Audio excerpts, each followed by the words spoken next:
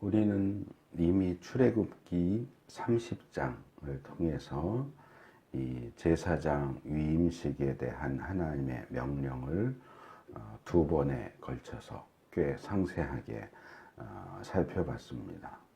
그래서 예전에 출애굽기를 살펴보면서 성막 제작 명령에 대한 부분은 좀 자세하게 살피고, 뒤에 나오는 실제 성막 제작에 대한 내용은 좀 뭉뚱그려서 살펴봤던 것처럼 출애굽기 30장에 나왔던 제사장 위임식에 대한 명령은 우리가 좀 자세하게 살펴봤기 때문에 이 레위기 8장에 나오는 실제 제사장 위임식에 대한 내용은 그냥 뭉뚱그려서 오늘 한 번에 이 8장 내용 전체를 함께 다루려고 합니다. 그래서 같은 내용은 요약해서 말씀을 드리고, 혹시 이제 추가되는 것이 있으면 그 부분을 좀 더 말씀을 드리도록 하겠습니다. 그래서 오늘 이 내용 같은 경우는 이전에 우리가 좀 더 자세하게 살펴봤던 내용들을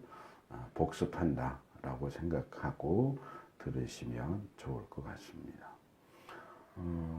이제 우리가 지난주와 지지난주는 종려주일과 부활주일로 지냈고, 이제 그 전에는 올해 시작하면서 레위기 전체를 개요하는 시간을 첫 주에 가졌고, 그 후로는 이제 계속 제사에 대한 내용들을 1장부터 7장에 나오는 내용들을 쭉 살펴봤습니다. 이제 그 전에는 출애굽기 살펴보고, 그래서 이 말씀을 준비하면서 아까도 말씀드렸지만 이 성막 제작에 대한 내용, 또 제사장 위임식, 이런 내용들은 이 앞에 하나님이 명령하시는, 시내산에 모세를 불러서 이렇게 해라 라고 명령하시는 내용과 실제로 모세가 또는 이스라엘이 하나님의 명령에 따라서 이렇게 했다 하는 그 내용이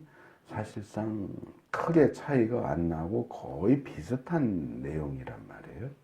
근데 그 비슷한 내용을 이렇게 요약해서, 뭐 예를 들어서 이 레위기 8장 같은 경우도 모세가 하나님의 명령에 따라서 제사장 위임식을 행했다, 그냥 이 정도로만 기록을 해도 충분할 것 같은데, 출애굽기 30장에 나왔던 내용을 거의 그대로 반복하다시피 하면서 제사장 위임식에 대한 내용을 다시 다룬다는 거죠. 성막 제작 명령과 실제 제작에 대한 내용도 그렇고, 제사장 위임식 명령도 그렇고, 명령과 실제 제사장 위임식도 그렇고, 왜 거의 똑같아 보이는 내용을 굳이 이렇게 번거롭고 복잡하게 똑같이 반복하는 걸까? 이렇게 반복하시는 이유가 뭘까 하는 생각이 들었어요.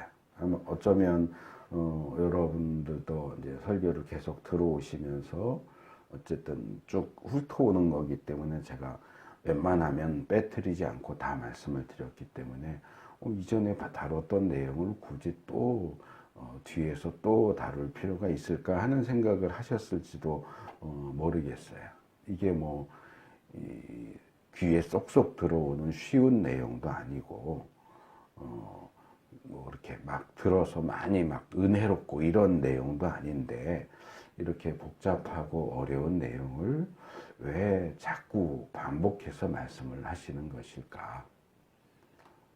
그래서 그 부분을 이제 나름대로 고민을 하면서 생각하다가 좀 답변을 내려봤어요. 그래서 저와 비슷한 생각을 하시는 분들이 있다면 도움이 되시지 않을까 싶어서 그 얘기를 좀 먼저 꺼내려고 합니다. 제가 이 질문을 던지면서 최종적으로는 이 질문 자체에 답이 들어가 있는 것 같다라는 생각을 했습니다.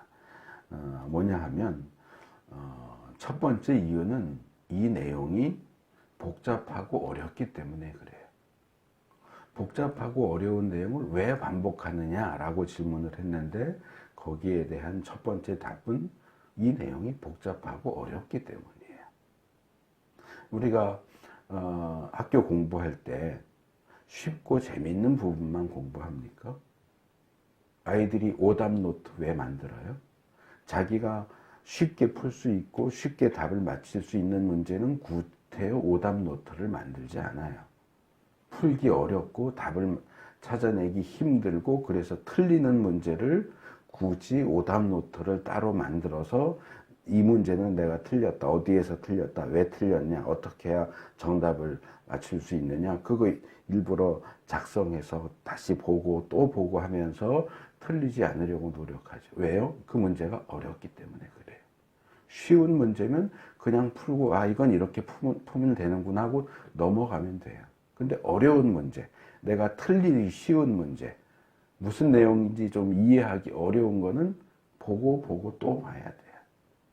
그렇기 때문에 어려운 것을 이해할 수 있을 때까지 반복해서 보면서 공부를 하는 것처럼 이 내용들도 그렇지 않을까라는 생각을 했어요. 물론 성경 자체에 왜 성막에 대한 내용, 제사장에 대한 내용이 반복해서 나오냐 이런 이유 때문에 그렇다라고 답이 나와 있지는 않아요. 이제 제가 생각을 한 거예요. 왜 그럴까라고 생각을 하다 보니까 이게 어려워서 그렇구나.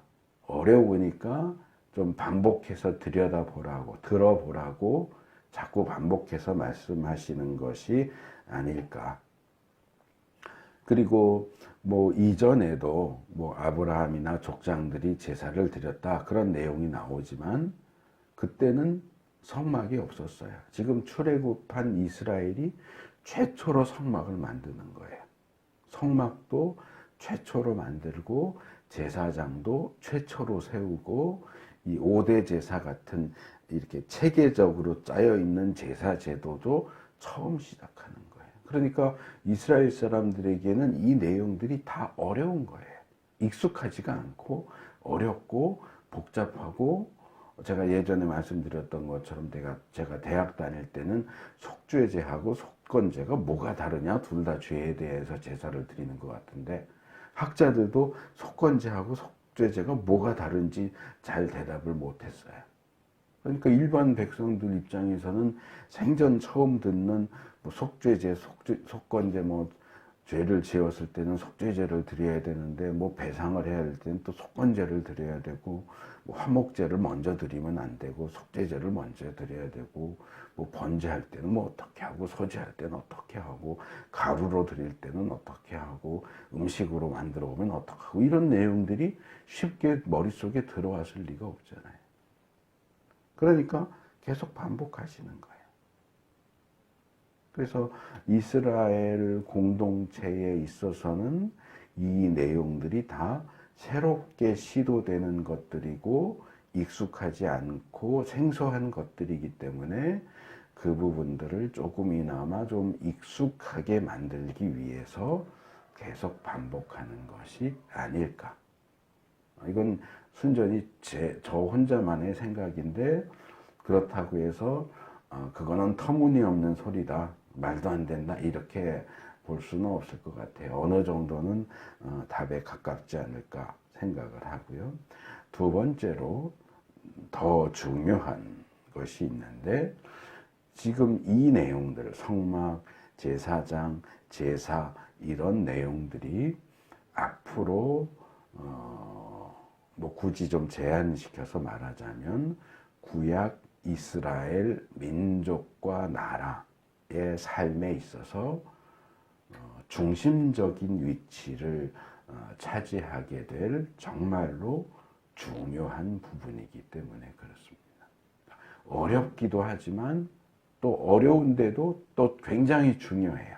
그러니까 앞으로 이스라엘 사람들의 삶, 이스라엘 민족의 삶, 이스라엘 나라의 삶은 성막을 중심으로 돌아가게 돼 있어요. 성막 또는 성전을 중심으로 돌아가게 돼 있고 거기서 하나님을 섬기는 제사장이 없이는 종교 생활을 하는 것이 불가능할 정도로 제사와 절기와 이런 율법 규례들을 성전과 제사장의 도움을 받지 않고는 이 유대교라고 하는 것이 돌아갈 수가 없어요.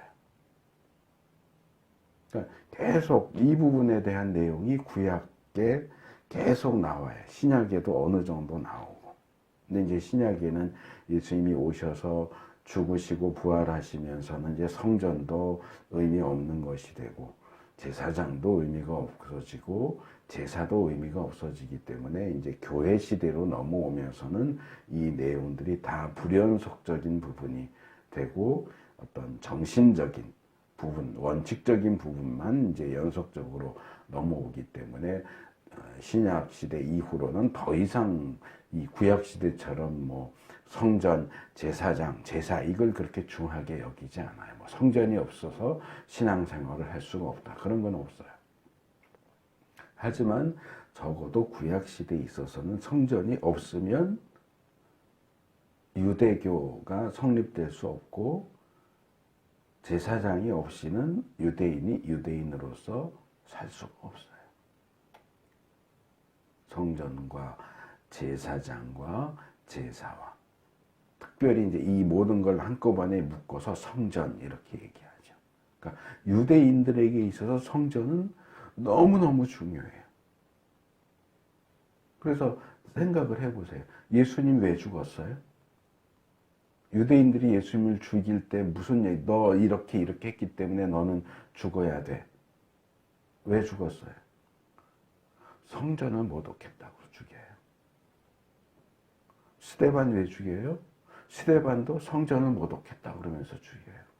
유대인들에게서는 성전을 건드리면 절대로 안 돼요. 그게 유대인의 어떤 정체성과 삶의 중심이기 때문에 그래요. 그래서 이 이스라엘의 신앙은 늘 성전 중심이었고 이제 중간중간에 성전이 없이 지내야 했던 때가 있었죠. 바벨론 포로기가 그랬고 신구약 중간 시대도 좀 성전이 아주 없었던 건 아닌데 수르바벨 성전이 있긴 했지만 굉장히 어려운 시기를 겪었죠. 그래서 이제 그때는 성전 대신 회당을 이제 구약에는 회당이 별로 안 나오고 이제 신약에 주로 이제 회당 얘기가 많이 나오는데 이제 성전에 모일 수가 없으니까 성전이 없으니까 이제 회당 중심으로 신앙생활을 했고 이게 참 재밌는 게 성전이 있고 성전 중심 신앙생활을 할 때는 제사가 중요해요. 제사와 절기 이런 게 중요하고 성전이 없어져서 이제 지역별로 회당 중심의 신앙생활을 할 때는 회당에선 제사를 드릴 수가 없어요. 성전에서만 제사를 드릴 수 있으니까. 그러니까 회당 중심의 신앙생활에 있어서는 제사 중심이 아니고 말씀 중심이에요. 구약 성경 읽고 나누고 누가 나와서 설교하고 회당 예배라는 것은 오늘날 우리 개신교회처럼 말씀 중심의 예배예요. 성전 예배는 제사를 중심으로 한 예배고 이런 이제 차이들을 잘 보면 우리가 발견할 수 있는데 어쨌든 유대인들은 늘 성전을 그리워했어요. 바벨론에서도 성전을 그리워하는 노래를 불렀고 성전에 갈 수 없는 그런 상황에서는 늘 성전을 그리워했고 성전이 다시 재건되기를 원하고 그러죠. 그래서 오죽하면 현대에도 성전을 다시 지어서 제사를 다시 드려야 된다고 주장하는 유대인들, 심지어는 기독교인들 가운데도 제3성전 지어서 제사를 다시 드리기 시작해야 된다고 주장하는 그런 어처구니 없는 주장을 하는 성경의 역사를 역행하는 신약 그만두고 다시 구약으로 돌아가자는 그런 말도 안 되는 주장을 하는 사람들도 나오는데 아니요. 성경 역사의 흐름은 신약에서 구약으로 다시 돌아가는 게 아니에요. 구약에서 신약으로 넘어온 거고, 신약에서 이제 하나님 나라로 넘어가는 거지 구약으로 돌아가지 않아요. 제사 드리다가 예배 드리다가 다시 제사 드리는 걸로 돌아가자 하는 건 이거는 반성경적인 거예요. 하나님의 뜻을 거역하는 거예요. 그래서 그런 주장에 대해서는 귀 기울이시면 안 됩니다. 그래서 그건 유대교로, 기독교에서 다시 유대교로 돌아가자는 주장이에요. 그런데 어쨌든 유대교는 성전 중심, 제사 중심, 제사장 중심의 신앙생활을 하도록 그렇게 시스템이 만들어져 있기 때문에 이 중요한 내용을 충분하게 숙지할 수 있도록 하기 위해서 이 내용들을 자꾸 반복하는 것이 아닐까. 첫째는, 하나는 어렵기 때문에, 둘째는 중요하기 때문에 계속 반복된다. 제가 늘 드리는 말씀이 있잖아요. 성경에 일단 분량을 많이 할애해서 얘기하는 거는 중요한 거다. 하나님이 그것에 대해서 하실 말씀이 많기 때문에 많이 말씀하시는 거다. 그러니까 분량이 많이 나오는 건 일단 중요하다고 생각해야 된다. 비슷한 원리가 이 성막이나 제사장에도 적용될 수 있다고 생각을 합니다. 자, 그래서 이제 본문으로 넘어가면요. 1절에서 5절은 이제 위임식을 준비하는 내용입니다. 하나님께서 모세에게 너는 아론과 그의 아들들을 함께 데리고 오너라. 또 그들에게 입힐 옷과 거룩하게 하는 데 쓸 기름과 속죄 제물로 바칠 수소 1마리, 수양 2마리, 누룩을 넣지 않은 빵 1바구니를 가지고 오너라. 또 모든 회종을 회막 위에 불러 모아라. 말씀하시죠. 이제 제사장 위임식을 할 수 있는 준비를 해라. 제사장으로 세울 사람도 준비하고, 그들에게 입힐 옷도 준비하고, 제사장 위임식에 쓸 제물도, 짐승들과 또 소제물과 제물들도 다 준비하고, 제사장 위임식에 참석할 이스라엘 전체 회중도 소집하고, 그러니까 전반적인 제사장 위임식을 위해서 필요한 모든 요소들을 다 준비해서 불러 모아라 라고 말씀을 하시죠. 그래서 모세가 하나님 명령에 따라 모든 것들, 사람들도 물건들도 다 준비해서 사람들을 소집했다 하는 내용이 이제 1절에서 5절까지 나옵니다. 그 다음에 두 번째로 이제 6절에서 9절로 넘어가면 이제 목욕하고 착복식입니다. 모세가 아론과 그의 아들들을 데려다가 목욕을 시킵니다. 이 부분도 예전에 이제 위임식 명령 살펴보면서 다 말씀을 드렸어요. 자기들이 목욕한 것처럼 그렇게 표현이 되어 있지만 정확하게 보면 모세가 그들을 물로 씻겨줘요. 씻겨주고 그 다음에 옷도 입혀줘요. 속옷부터 해가지고 흰색 줄무늬 흰색 기본 옷, 그 다음에 제사장에게는 이제 파란 겉옷, 위에 입는 파란 옷, 에봇 뭐 이런 것까지 해서 다 입혀줍니다. 특별히 대제사장인 아론에게 입혀주는 옷에 대한 내용이 상당히 자세하게 여기 언급되고 있습니다. 그래서 제사장 의복은 사실은 별게 없어요. 그냥 속바지하고 모자 이렇게 둘둘 터번처럼 둘둘 감는 모자, 그 다음에 흰색 줄무늬 속옷, 그리고 이렇게 사색 실로 짠 허리띠, 그러니까 4개만 해주면 돼요. 신발은 안 신으니까 속바지, 속옷, 허리띠, 모자 요거만 해주면 되는데 제사장은 거기에 이제 다른 종류의 모자도 쓰고 그 옷에 허리띠 한 거 위에 파란 옷도 입고 그 다음에 거기에 또 에봇도 앞뒤로 이렇게 하고 또 허리띠 다시 묶고 견대도 또 하고 뭐 금태도 하고 뭐 이것저것 하는 게 많아요. 그래서 이 대제사장 제사장 위임식이라고 하지만 제사장 중에서는 또 대제사장이 제일 중요한 존재이기 때문에 대제사장인 아론의 옷에 대해서 상당히 자세하게 설명을 해주고 있는 것을 볼 수 있습니다. 그리고 이제 10절에서 12절로 넘어가면 이제 준비했던 그 기름, 성별하는 기름으로 아론을 거룩하게 기름을 발라서 거룩하게 구별하는 내용이 나오고 13절로 넘어가면 다시 이제 아론의 아들들에게도 제사장 옷을 입혔다. 그런 내용이 나옵니다. 그래서 요 내용만 겉으로 보여지는 요 내용만 보면 아론 목욕시키고 옷 입히고 기름 발라서 거룩하게 하고 그 다음에 아들들 목욕시키고 옷 입혔다.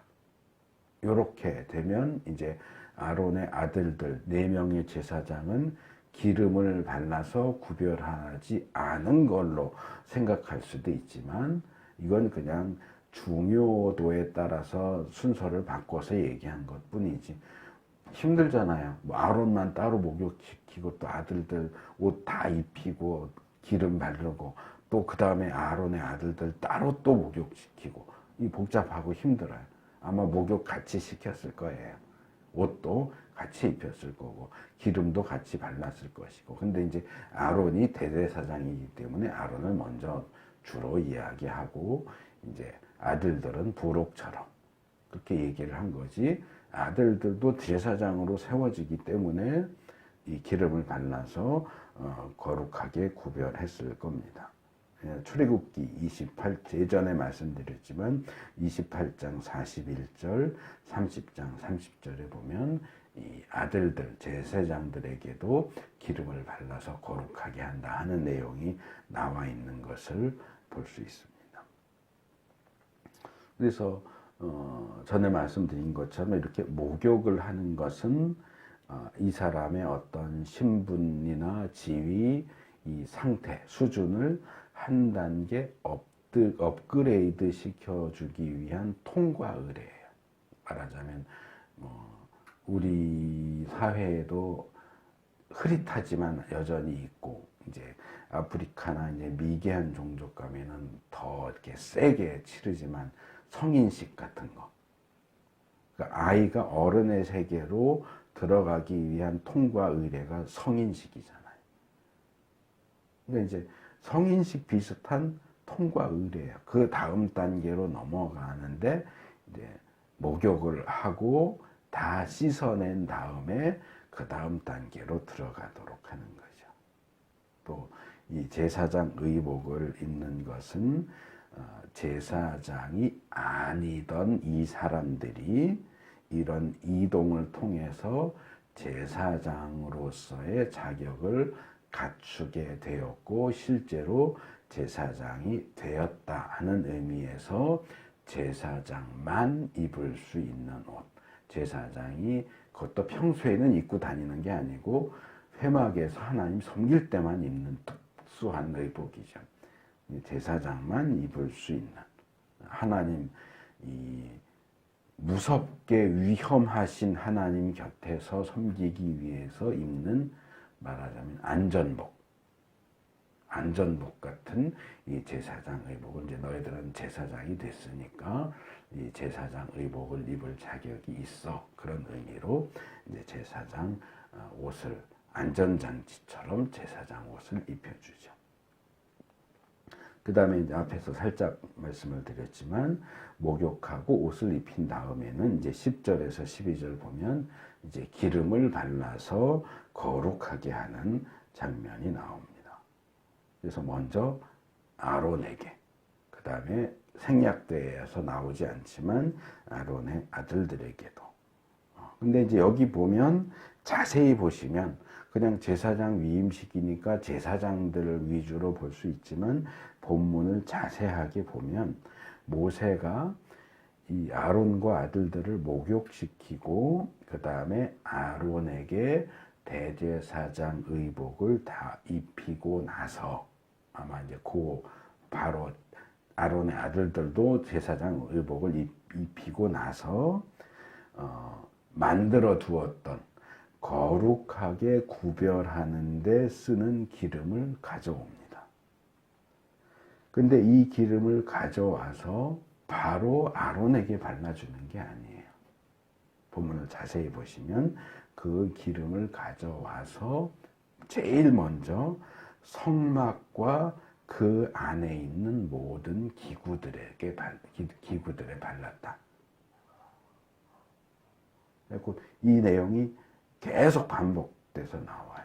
그냥 한번 성막과 그 안에 있는 모든 기구면 정말 말 그대로 모든 기구잖아요. 번제단이고 물두멍이고 뭐 향단이고 떡상이고 뭐 촛대건 다 발랐다. 모든 기구니까. 모든 기구에 발랐다 그러면 될 것 같은데 첫 번째로 성막과 그 안에 있는 모든 기구에 발라서 그것들을 거룩하게 했다.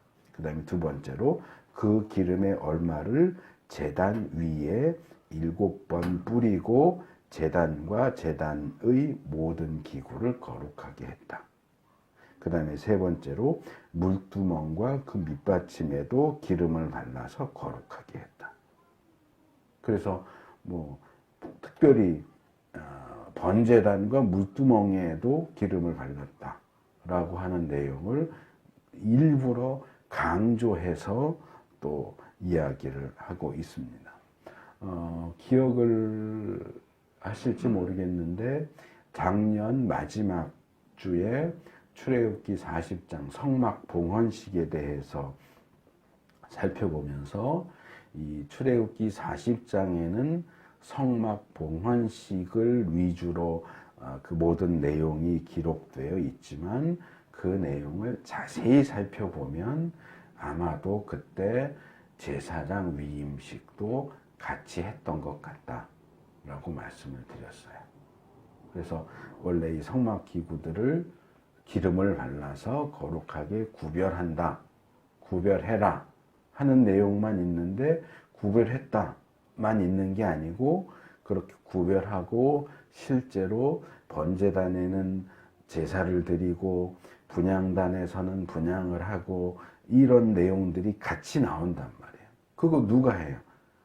제단에 제사 드리고 분향단에 분향하는 일을 누가 합니까? 그건 제사장이 하는 거예요. 그러니까 제사장이 세워지지 않았다면, 그러니까 우리가 읽는 성경의 순서로 놓고 보면 출애굽기 40장에 성막 봉헌식이 있고 레위기 1장에서 7장까지 제사에 대한 내용이 나온 다음에 레위기 8장에 가야 제사장 위임식이 나오니까 그냥 단순하게 출애굽기 40장의 성막 봉헌식, 레위기 8장에서 제사장 위임식, 성막 봉헌식과 제사장 위임식이 이렇게 시간적인 간격이 떨어진 상태로 성막 봉헌식 먼저 행해지고 제사장 위임식은 나중에 행해졌다 이렇게 생각할 수 있는데 그렇지가 않아요. 그러니까 성막 봉헌식과 함께 제사장 위임식이 함께 행해진 거예요.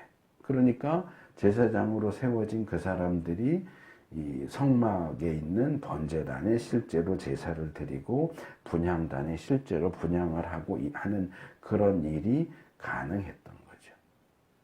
여기서도 마찬가지.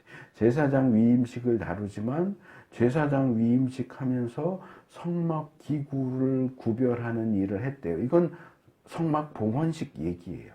그러니까 출애굽기 40장과 레위기 8장은 우리가 읽는 성경에는 거리가 떨어져 있지만 실제로는 동시에 행해진 거예요. 성막 봉헌식과 제사장 위임식이 같이 행해졌어요. 그래서 여기 레위기 8장에 있는 순서에 의하면 제사장 될 사람들 목욕시키고 옷 입힌 다음에 성별하는 기름 가져와서 성막 기구들 성별시키는 일을 먼저 하고, 그러니까 이게 중간중간에 섞여 나오는 거죠. 제사장 위임식과 성막 봉헌식이 이렇게 애들 머리 따주듯이 이렇게 얽히고 설키고 하면서 순서가 섞여서 막 나오는 거예요. 그래서 이 부분은 성막 봉헌식에 해당하는 내용이다.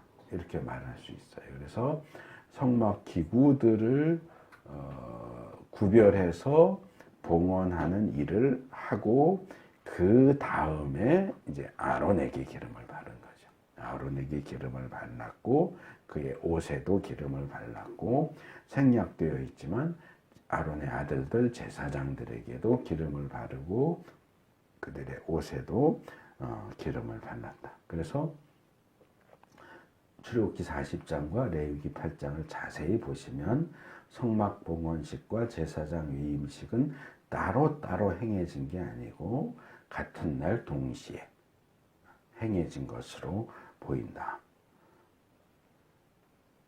그래서 이 하나님께서 물건이 되었던 사람이 되었던 이 성별하는 기름을 바르거나 뿌리는 그 대상은 그 대상물을 또는 그 대상이 되는 사람을 거룩하게 만든다고 그렇게 규정 지으시는 것을 볼 수 있습니다. 물론 하나님이 원하신다면 굳이 이런 성별하는 기름을 사용하지 않으셔도 어떤 사람을, 물건을, 장소를 거룩하게 만드실 수 있죠. 하지만 그럼에도 불구하고 번거롭게 성별하는 기름을 이런저런 방법, 예전에 다 살펴봤죠. 이런저런 복잡한 방법으로 만들고 또 그것을 바르고 뿌리고 하면서 이 거룩하게 성별하는 어떤 예식을 하도록 만드신 것은 아직 이 구약 이스라엘이 어리기 때문에 그래요.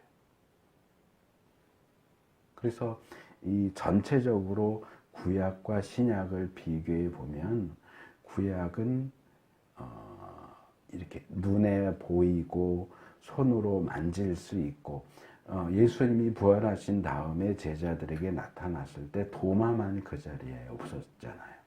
그래서 예수님 가시고 도마가 오니까 제자들이 우리 부활하신 예수님을 만났다. 그러니까 도마가 뭐라고 그래요? 나는 예수님의 그 못자국 눈으로 예수님 직접 보고 예수님의 상처 자국에 손을 넣어보기 전에는 나는 예수님 부활하신 거 믿을 수 없어. 예수님이 그 다음에 도마도 같이 있을 때 나타나셔서 뭐라고 그래요? 봐라, 만져봐라. 네가 말한 대로 너 여기 상처 자국에 손가락 넣어봐라. 믿는 자가 되라. 그러면서 뭐라고 그러세요? 나를 보고 만져보고 믿어라. 하지만 보지 않고 믿는 사람이 더 복되다.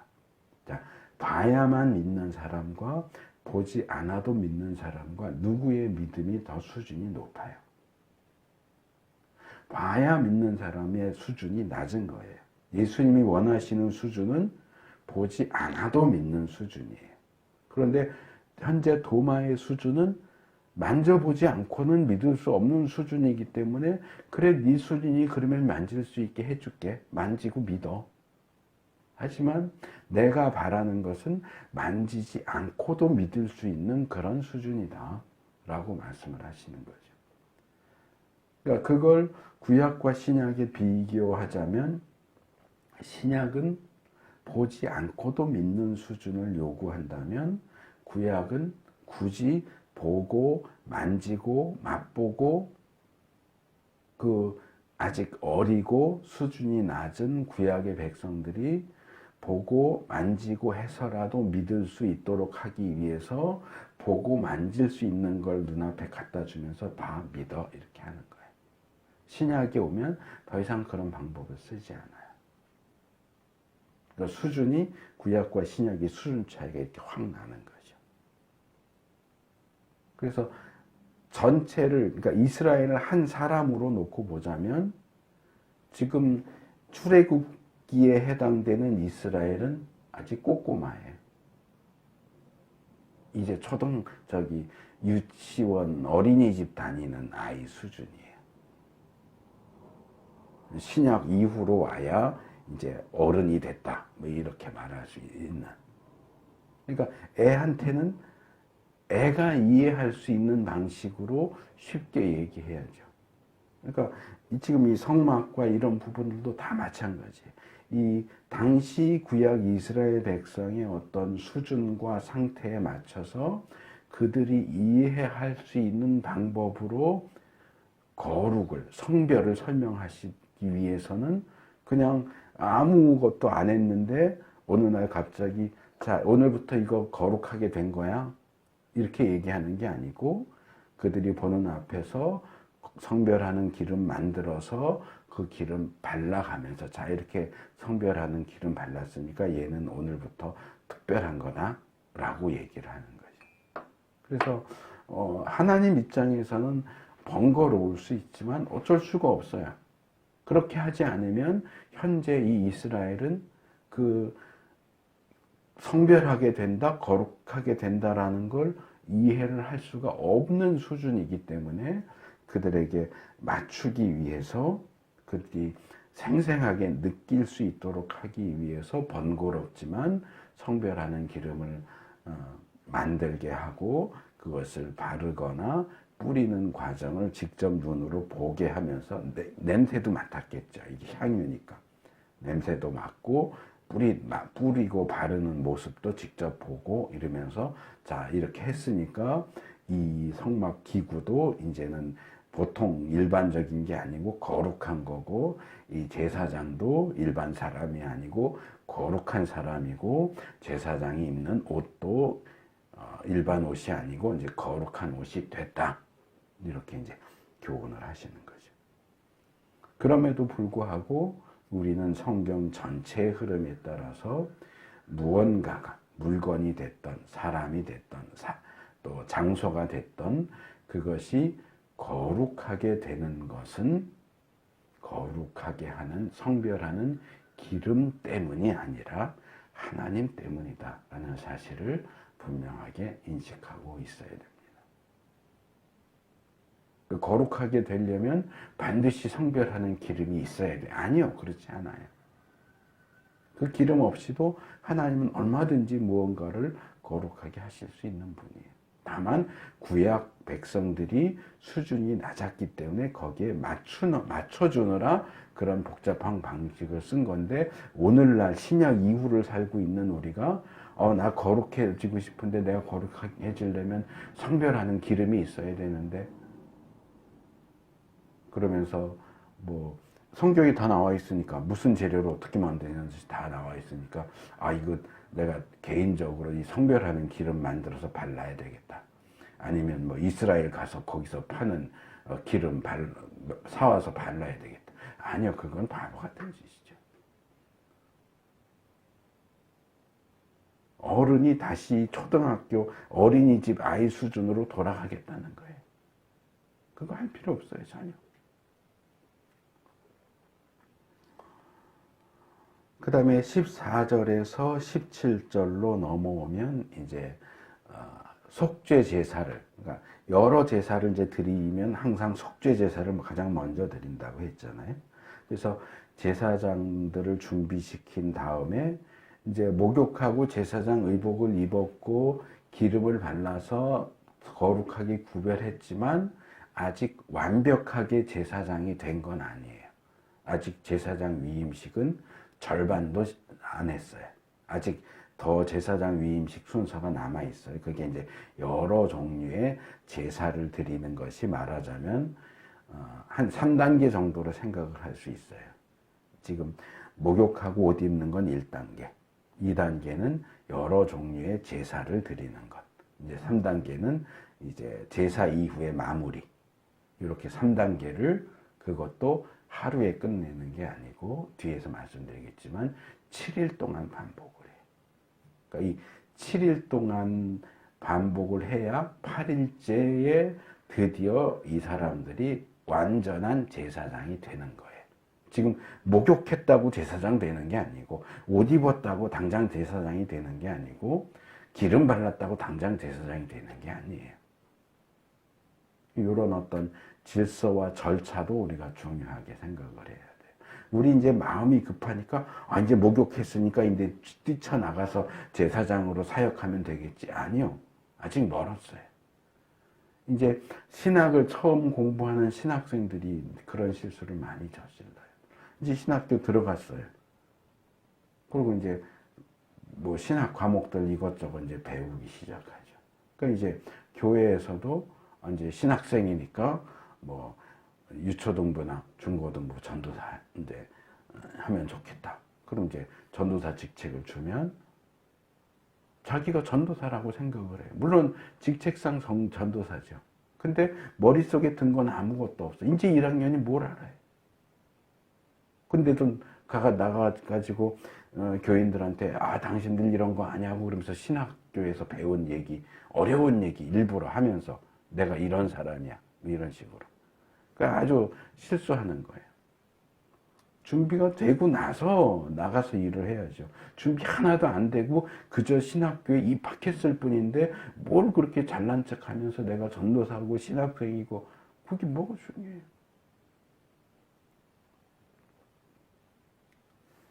목욕하고 옷 입고 기름 발랐어도 아직 제사장이 된 게 아니에요.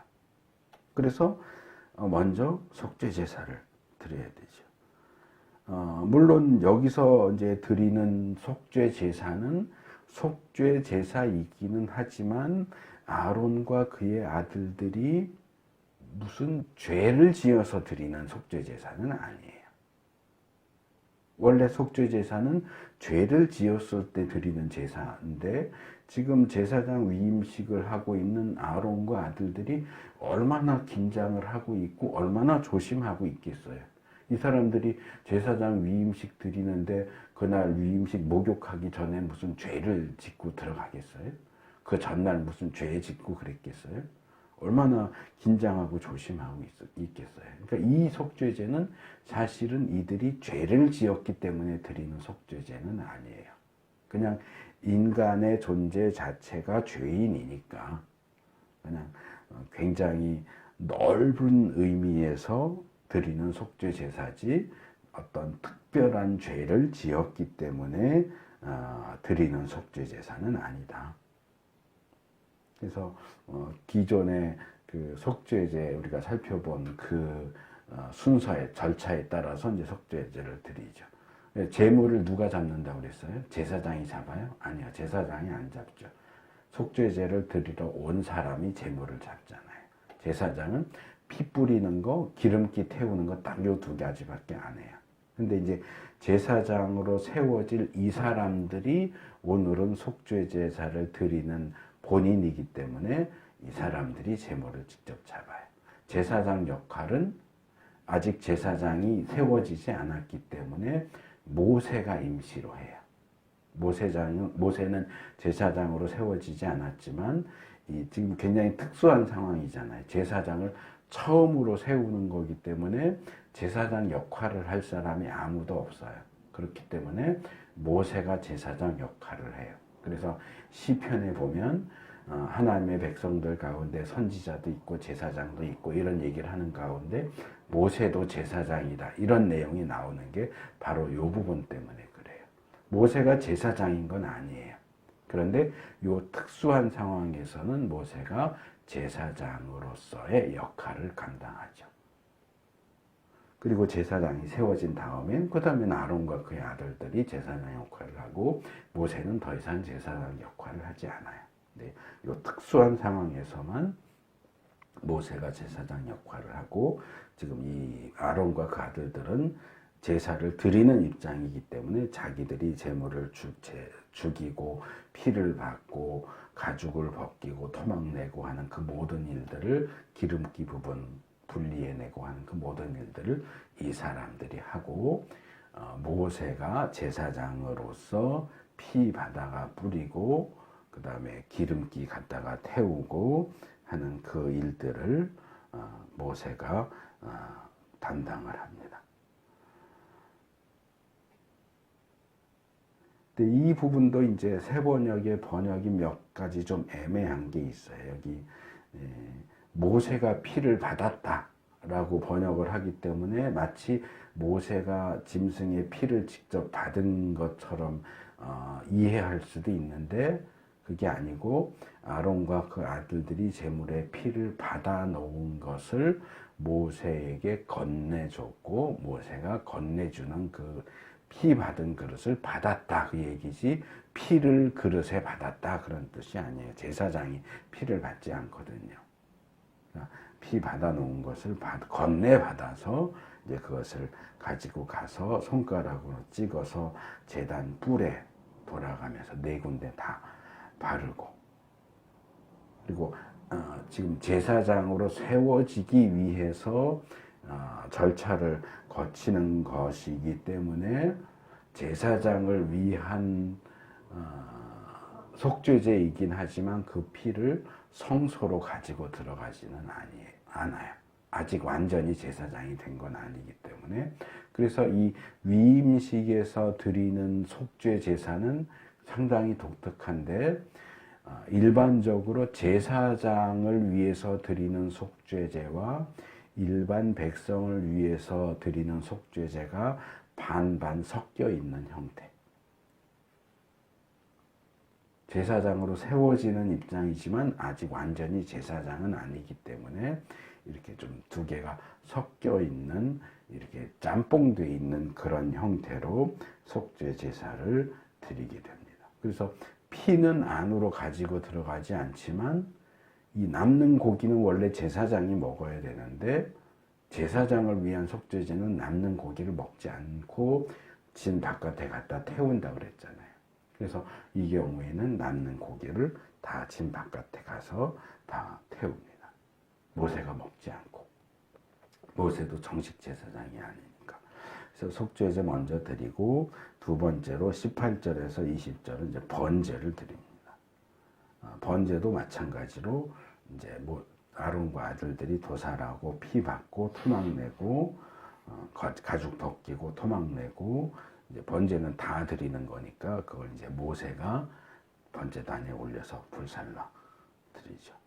그래서 속죄제는 죄의 문제, 아까 말씀드린 것처럼 아론과 그 아들들이 어떤 제사장 위임식을 하기 전에 어떤 특정한 죄를 지었기 때문에 속죄제를 드리는 게 아니고, 죄인이기 때문에, 인간이 죄인이기 때문에 포괄적인 의미에서 속죄를 위해서 속죄제를 드린 거고, 어떤 죄를 씻기 위해서 속죄를 드렸고, 그 다음에 두 번째로 드리는 번제는 헌신을 의미한다고 그랬죠.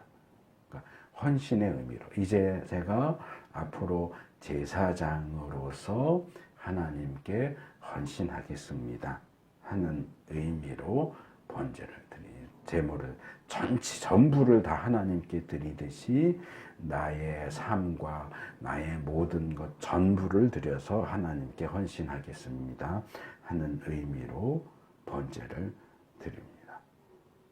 그 다음에 이제 세 번째로는 위임식 제사. 이건 5대 제사에는 없는 거죠. 위임제를 이제 22절에서 25절에 위임제를 드립니다. 그래서 지금 이게 위임식이기 때문에 앞에 드렸던 속죄제, 번제보다도 이 위임 제사가 이 전체 제사를 드리는 이 절차에 있어서는 가장 핵심적인 부분입니다.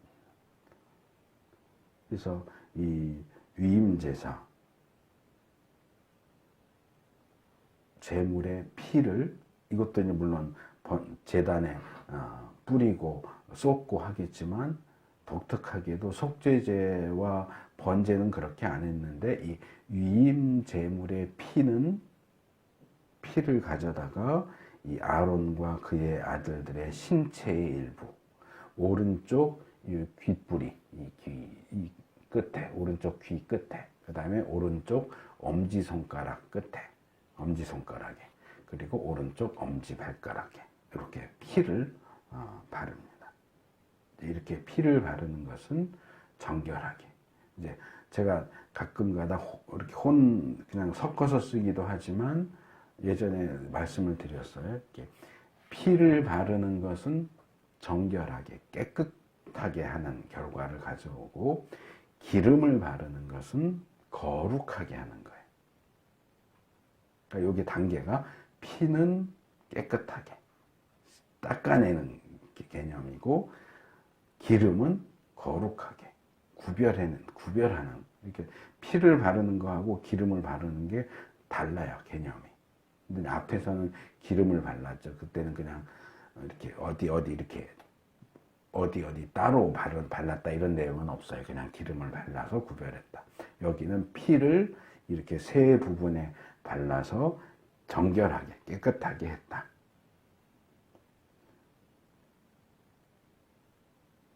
그리고 이제 위임식 제물의 경우는 이제 피 뿌렸고 기름기 부분, 그리고 오른쪽 넓적다리, 뒷다리죠. 그리고 가슴 고기를 잘라내서 예식에 쓰기 위해서 따로 남겨둡니다. 그 다음에 이제 드리는 게 소제예요. 속죄제, 번제, 위임제, 그 다음에 소제. 준비해뒀던 소제물들, 누룩을 넣지 않고 만든 과자 1개, 기름을 섞어 만든 과자 1개, 속이 빈 과자 1개, 여러 가지로 설명하지만 소제에서 제가 음식물로 드릴 경우에 어떤 조리 기구를 사용해서 어떤 음식이 만들어지는지 설명을 했잖아요. 이제 그거를 다른 방식으로 설명하는 거예요. 화덕에 구운 거, 부친 거, 튀긴 거, 뭐 이렇게 그 세 가지 종류의 음식물 제사, 소제물을 대표로 하나씩만 꺼내서 위임 제물에서 남겨놨던 기름기 부분과 오른쪽 넓적다리 위에 이 말하자면 과자를 올려놔요. 올려놓고 그것을 그대로 가져다가 아론과 그의 아들들 손바닥에 올려놓습니다. 아마 빙 둘러서서 같이 이렇게 들었겠죠. 넓적다리는 하나밖에 없으니까, 오른쪽 넓적다리는 하나밖에 없으니까. 그래서 함께 이렇게 이걸 들어 올렸다가 내리는 요제죠. 요제는 흔드는 거죠. 들어 올려서 좌우로 이렇게 한번. 그러니까 여럿이서 하나를 가운데 이렇게 들고서 이렇게 들어 올려서 좌우로 한번, 우로 한번, 그렇게 내리면. 요게 이제 요제 방식으로 제물을 드리는 거예요. 그래서 그렇게 하나님께 드리도록 하고 그것을 다시 받아다가 제단 위에 이미 타고 있는 제일 먼저 드렸던 번제물, 그 다음에 속죄제물, 번제물, 위임제물 타고 있는 그 위에 이제 올려서 이걸 소제물로 드리는 위임제사로 불살라 드립니다.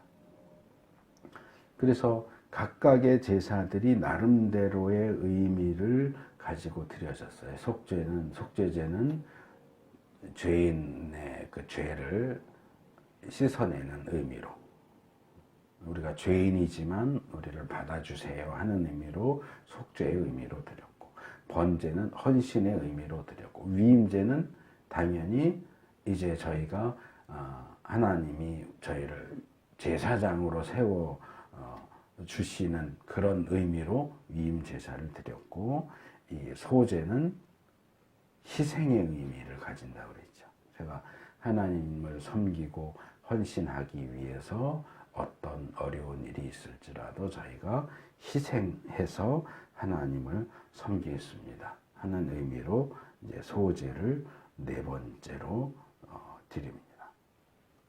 그 다음에 이제 30절에서 32절로 넘어오면 이제 기름, 피, 고기, 남은 빵에 대한 소제물, 음식물 소제물에 대한 내용이 나옵니다. 이제 이 제사 부분의 막바지에 이제 오면 이 성별하는 기름, 그리고 아까 속죄제부터 해서 계속 제물의 피를 제단에 뿌렸잖아요. 그래서 이 제단에 피를 뿌릴 때는 이렇게, 이게 제단이라고 치면 이렇게 위에서 이렇게 뿌리기 때문에 이게 이제 불타고 있는 그 안에도 떨어지지만 이 제단 이 옆에 벽 같은 데도 떨어지고 이렇게 묻어 있는 상태로 있을 수 있어요. 그래서 이제 다시 성별하는 기름을 가져다가 제단에 뿌려서 거기에 묻어 있는 피를 가져다 이제 이렇게 아마 손으로 닦든지 뭐 이랬겠죠. 그래서 이번에는 이 성별하는 기름에 제단에 묻어 있는 피를 섞어서 다시 한번 아론과 그의 아들들이 입고 있는 옷에 뿌리고 사람에게도 또 다시 한번 뿌립니다. 그러니까 처음에 기름 발라서 구별했고 위임 제사 드리면서 피 이렇게 또 발랐고 이번에는 이제 소제까지 드린 다음에는 다시 한번 성별하는 기름과 제단에 묻어 있는 피를 섞어서 다시 한번 또 뿌리는 거죠.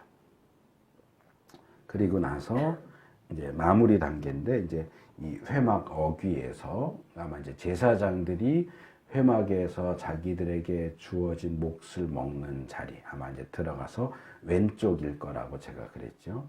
오른쪽은 재물을 잡는 데고 왼쪽이 아마 식사 자리일 것 같은데 이제 거기에서 이제 남은 고기와 그 다음에 위임식 제물로 바쳐진 이 소제물들 빵 그런 것들을 거기서 먹어라.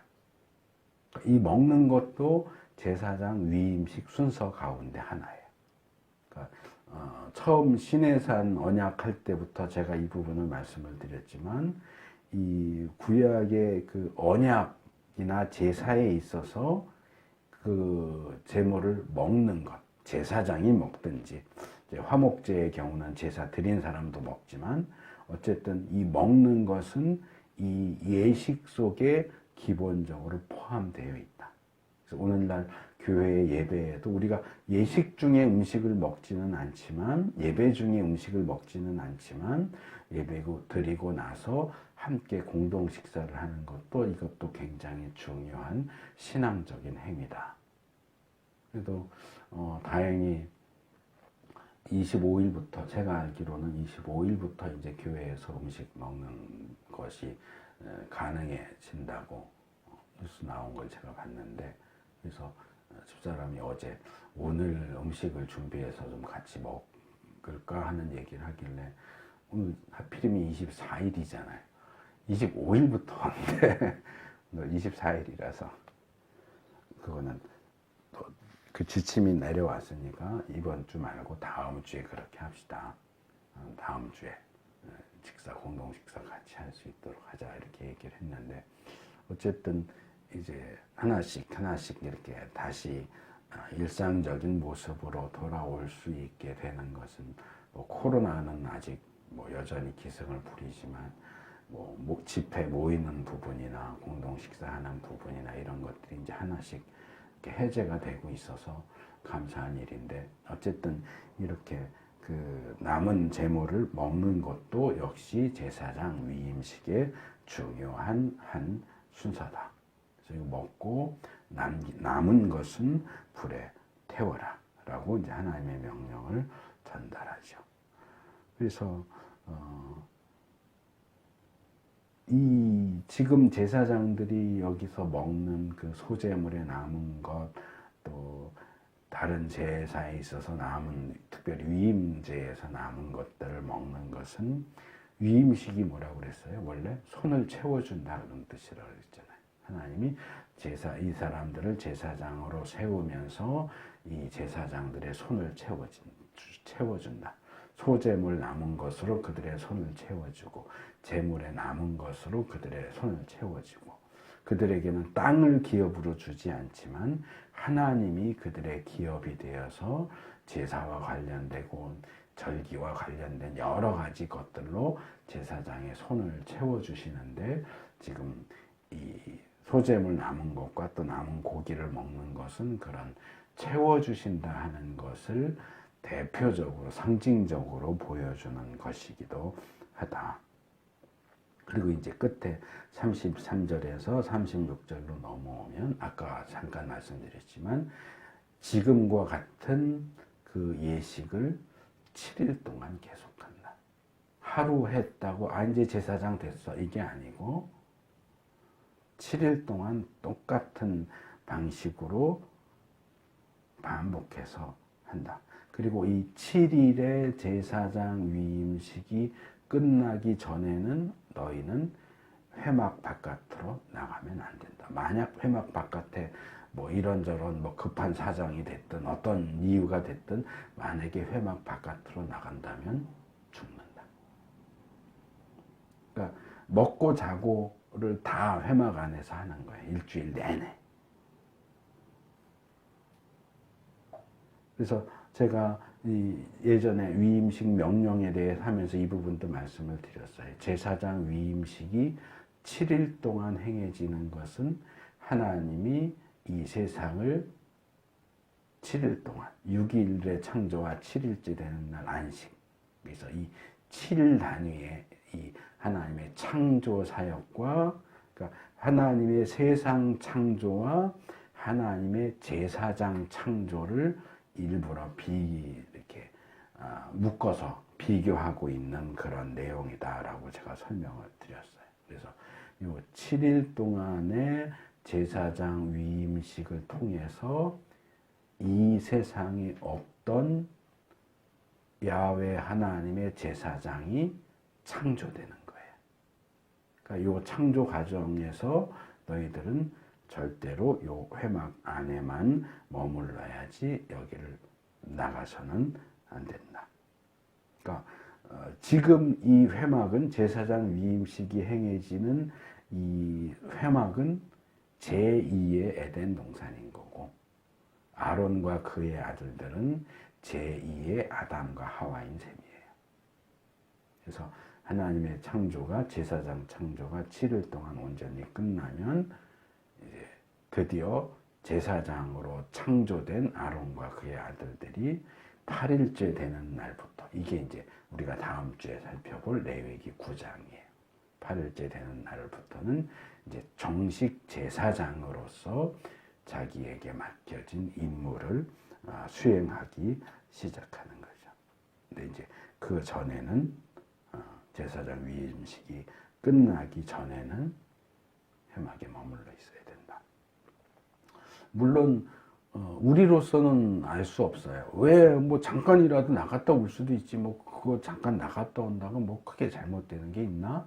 라고 생각할 수 있는데 하나님이 이유는 얘기 안 하세요. 왜 회막 바깥에 나가면 안 되는지 하나님이 이유는 말씀 안 하시지만 어쨌든 하나님이 굉장히 엄중하게 나가면 죽어 그러면서까지 나가지 말라고 말씀하시면 그걸 하나님한테 이유를 안 알려주면 나갈 거예요 이러고 따질 게 아니고 하나님께 말씀하시면 예 그러고 순종하면 되죠. 우리가 뭐 부모가 아이한테 어떤 걸 하라고 그러거나 하지 말라고 그러거나 그럴 때 뭐 항상 이유를 얘기해 주는 건 아니잖아요. 이유를 얘기해 줘도 아이 수준에서는 이해가 안 되는 것도 있을 수 있고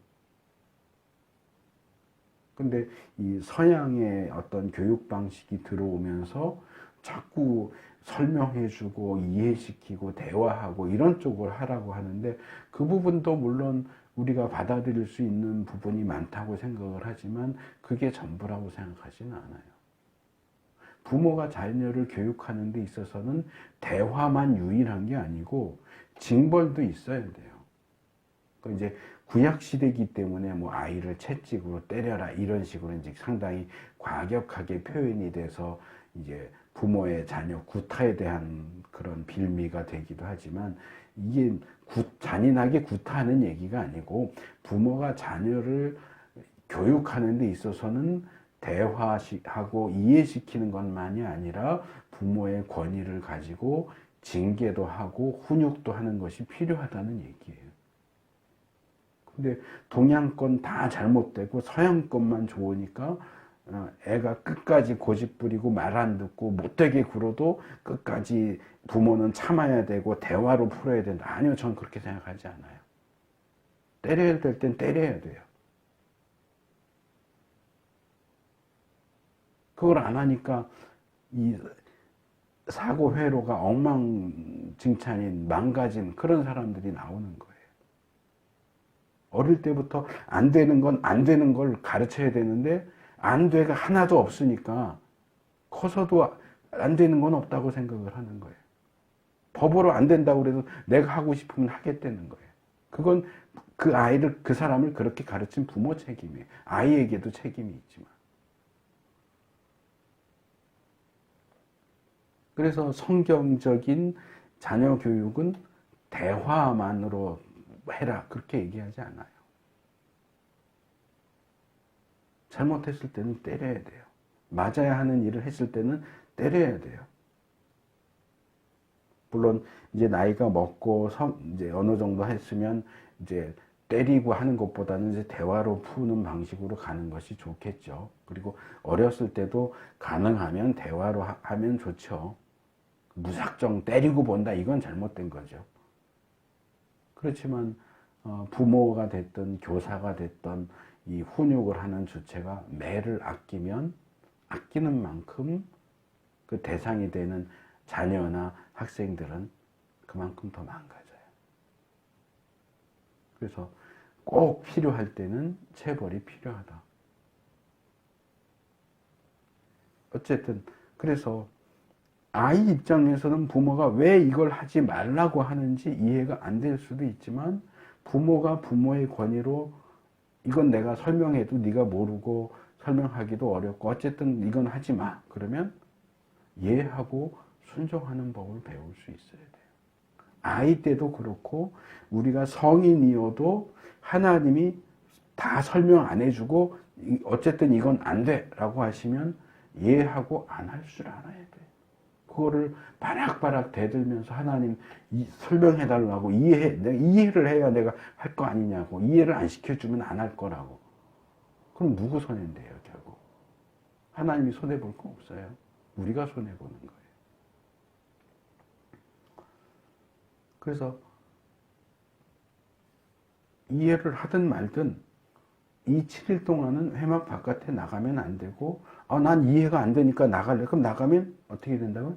죽는다고요. 그거 죽어도 하나님 손해볼 거 하나도 없어요. 딴 사람 제사장 세우면 돼요. 죽는 자기가 손해지.